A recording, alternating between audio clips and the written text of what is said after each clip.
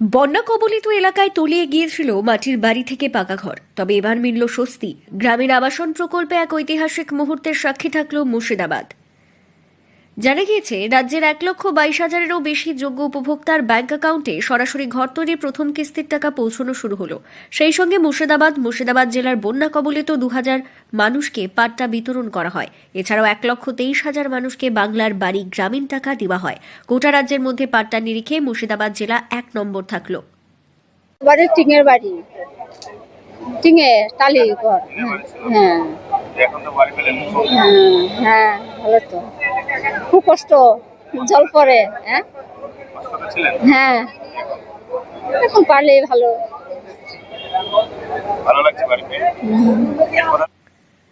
মুর্শিদাবাদ জেলা শাসক নিতেন সিংহানিয়া জানিয়েছেন, যাদের এতদিন বাড়ি ছিল না ঘর, ভাঙন সহ বন্যায় ভিটেমাটি সবকিছুই চলে যায়, তাই তাদের জন্য পাট্টা দেওয়া হলো। এছাড়াও বাংলার বাড়ি টাকা প্রদান করা হয়। মুর্শিদাবাদ জেলা বর্তমানে গোটা রাজ্যের মধ্যে 1 নম্বর আছে। এই পাট্টা পাওয়ার ফলে উপকৃত হবেন সাধারণ প্রান্তিক মানুষেরা।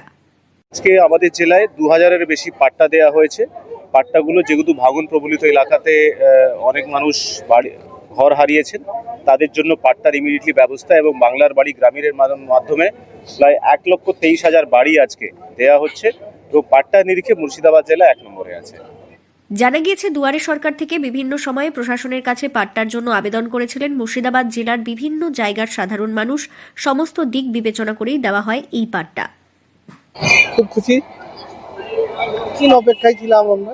হ্যাঁ, লিস্টে নাম ছিল, তারপরে আশা কর্মীরা গিয়ে আমাদের বাড়ি ওই সার্চ করে দেখে তারপরে নাম করেছে, চেক করেছে, তারপরে পেয়েছি।